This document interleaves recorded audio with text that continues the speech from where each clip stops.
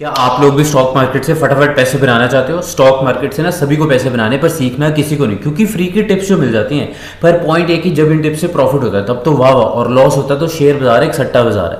अब जिस जगह से पैसे बनाना चाहते हो उसकी बेइज्जती कैसे कर सकते हो? इसलिए अगर सीरियस हो, स्टॉक मार्केट में सीरियसली काम करना है, तो लर्निंग प्रोसेस पर भी फोकस करना पड़ेगा।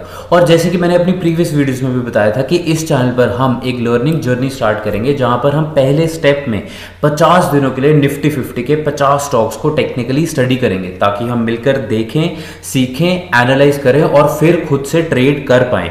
तो चलो शुरू करते हैं। पर शुरू करने से पहले मैं ये बताना चाहता हूं कि ये सब वीडियो सिर्फ एजुकेशनल पर्पस के लिए है। इसमें कोई भी सेल, बाय, होल्ड, शॉर्ट कोई भी रिकमेंडेशन नहीं है, कोई फ्यूचर रिकमेंडेशन नहीं कि स्टॉक ऐसे होगा नहीं।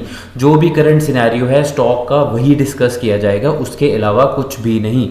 इसलिए आप उसी मेंटालिटी या उसी व्यू पॉइंट से इन सारी वीडियोस को देखना।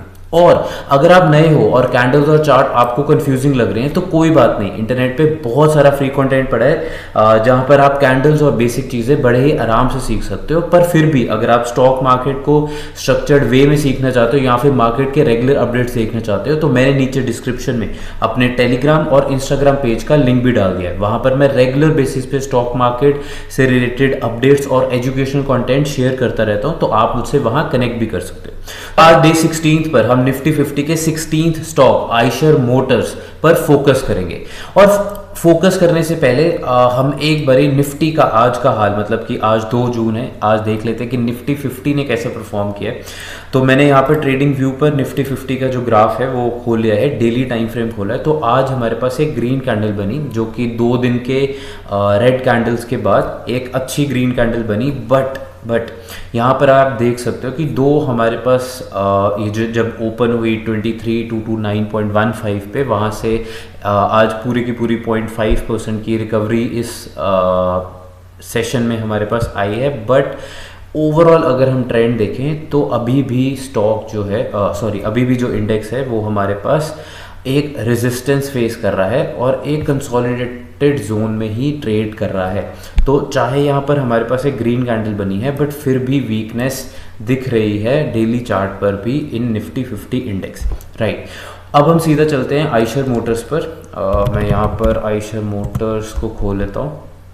आयशर मोटर्स, जैसे नाम बोल रहा है, ये एक ऑटोमोबाइल कंपनी है एंड उसी के रिलेटेड हमारे पास शायद ट्रक्स वगैरह, अगर if I am not wrong, यहाँ पे इनके ट्रक्स और बाकी ऑटोमोबाइल सेक्टर में जो भी अप्लाइंसेस जो भी हमारे पास व्हीकल्स हैं वो ये सब कुछ मैन्युफैक्चर करते हैं, राइट। एनीवेज, अब हम वापस आते हैं ग्राफ पर। तो मैंने यहाँ पर ट्रेडिंग व्यू पर ही आयशर मोटर्स का वीकली टाइम फ्रेम का ग्राफ खोल लिया है। और चार्ट को, जैसे कि हम हमेशा हर एक वीडियो में चार्ट को बहुत ही सिंपल रखते हैं, कोई भी इंडिकेटर नहीं, जैसे कि moving average, RSI, Bollinger band, volume, यहाँ और भी बहुत सारे इंडिकेटर हैं। हम कोई इंडिकेटर नहीं रखेंगे, हम सिंपल प्राइस एक्शन रखेंगे, क्योंकि हर कोई इंडिकेटर को अपने हिसाब से एनालाइज करता है और हर किसी के अपने फेवरेट इंडिकेटर होते हैं, राइट। एनीवेज, तो हमने यहाँ पे वीकली चार्ट खोल लिया है आयशर मोटर्स का। अगर हम इसको थोड़ा सा छोटा करें just to see how it is performing on weekly chart, तो अगर हम देखें तो यहाँ पर अभी तो ये वाले वीक की जो कैंडल है उसको ना ही देखें, क्योंकि अभी सिर्फ 2 दिन हुए हैं इस वीक को, इसलिए हम ये जो लास्ट की जो कैंडल बनी है इसको इग्नोर करेंगे और इसके पीछे का ट्रेंड देखेंगे।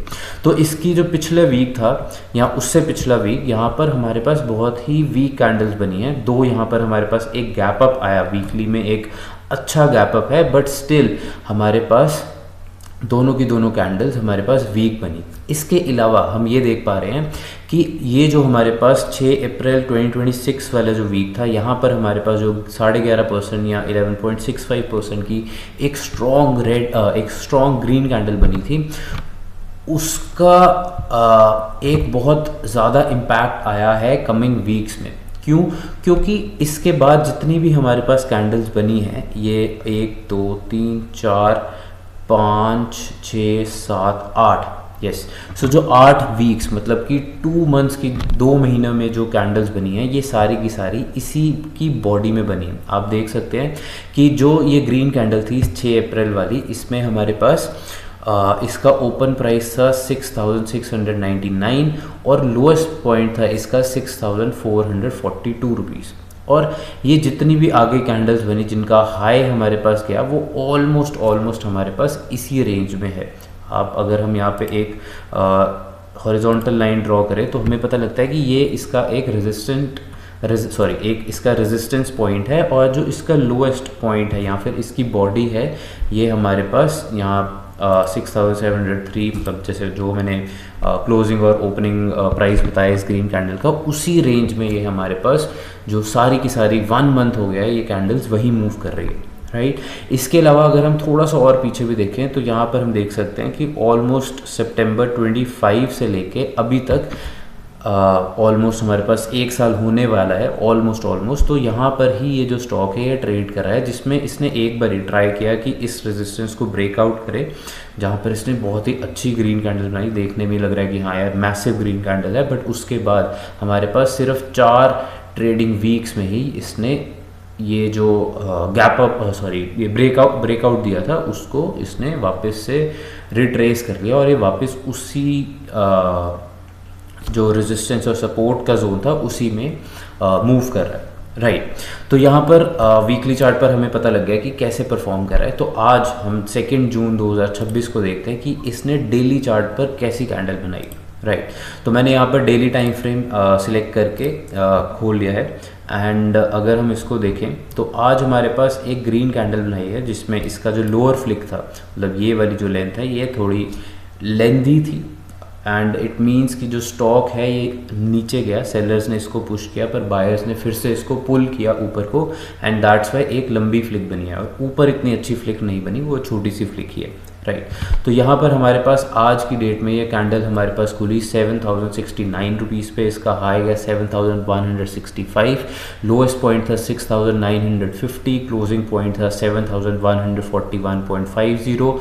अगर एब्सोल्यूट टर्म में देखें तो इसने 41 रुपीज़, मतलब कि ऑलमोस्ट परसेंटेज वाइज में 0.58% का आज की डेट में हमें प्रॉफिट दिया है, राइट। इसके अलावा अगर हम डेली चार्ट पर ही देखें तो यहाँ पर हमारे को एक यहाँ पर गैप अप मिला ऑलमोस्ट 22 मई के बाद, मतलब कि फ्राइडे जो था उसके बाद जब 25 मई 2026 मतलब कि मंडे को ये खुला, तो एक गैप अप पे खुला, राइट। उस गैप अप को इसने रिट्रेस किया और यहाँ पर हमारे पास आज की डेट में जो इसका लोएस्ट पॉइंट था कैंडल का वो ऑलमोस्ट इसी रेंज से वापस हुआ है।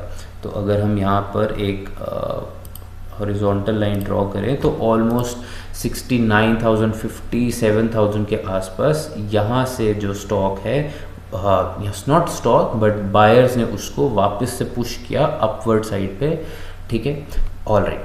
तो अब हम देखते हैं कि ठीक है, हमें कैंडल और थोड़ा सा डेली चार्ट पर भी हमें इन्फॉर्मेशन मिल गई है। अब हम देखते हैं कि 15 मिनट्स चार्ट पे आज की कैंडल ने कैसा परफॉर्म किया, कैसे मूवमेंट की, राइट।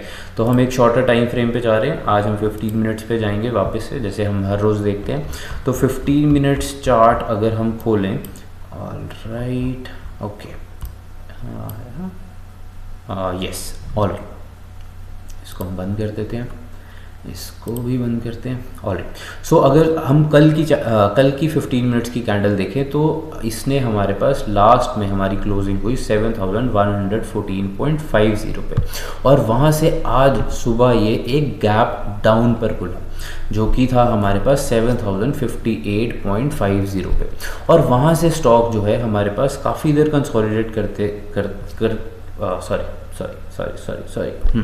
तो वहाँ से हमारे पास आज स्टॉक ने काफ़ी देर हमारे पास कंसोलिडेट किया और वहाँ से एक डाउन ट्रेंड आया, राइट। और उसके बाद यहाँ पर आप देख सकते हो कि इस पॉइंट से ऑलमोस्ट हमारे पास अगर हम देखें तो 11:45 के आसपास यहाँ से इस पर्टिकुलर स्टॉक में एक शार्प रिकवरी आई, जो कि हमारे पास ये एक अपवर्ड ट्रेंड आया, जो कि हमारे पास 6 कैंडल्स, मतलब कि ऑलमोस्ट 1.5 घंटे का हमारे पास एक अपवर्ड मोमेंटम आया इस पर्टिकुलर स्टॉक में आफ्टर 11:30। और उसके बाद हमारे पास स्टॉक फिर से एक जोन में, अगर आप देखो बहुत ही अच्छे से देखो तो ये जो लास्ट हमारे पास एक अच्छी ग्रीन कैंडल जो 1 बजे के आसपास बनी है, यहाँ 1 बजे वाली जो 15 मिनट्स कैंडल है, उसकी जो अपवर्ड और लोअर लोअर रेंज थी, मतलब कि इसकी लोअर रेंज थी 7115 के आसपास और अपवर्ड रेंज थी हमारे पास 7162.4 के आसपास। उसी रेंज में हमारे पास 1 बजे के बाद ये जो पर्टिकुलर स्टॉक है वो मूव करता रहा 15 मिनट्स चार्ट पे, राइट। तो ये था हमारा आज का इस स्टॉक का टेक्निकल एनालिसिस। आई होप आपको कुछ ना कुछ ज़रूर सीखने को मिला होगा और आपको ये भी पता लगा होगा कि स्टॉक ने कैसे मूवमेंट किए। तो आज के लिए बस इतना ही। कल हम फिर से मिलेंगे, एक नए स्टॉक पे हम चर्चा करेंगे, उस पर टेक्निकल एनालिसिस करेंगे। तब तक आप सीखते रहें। Good bye.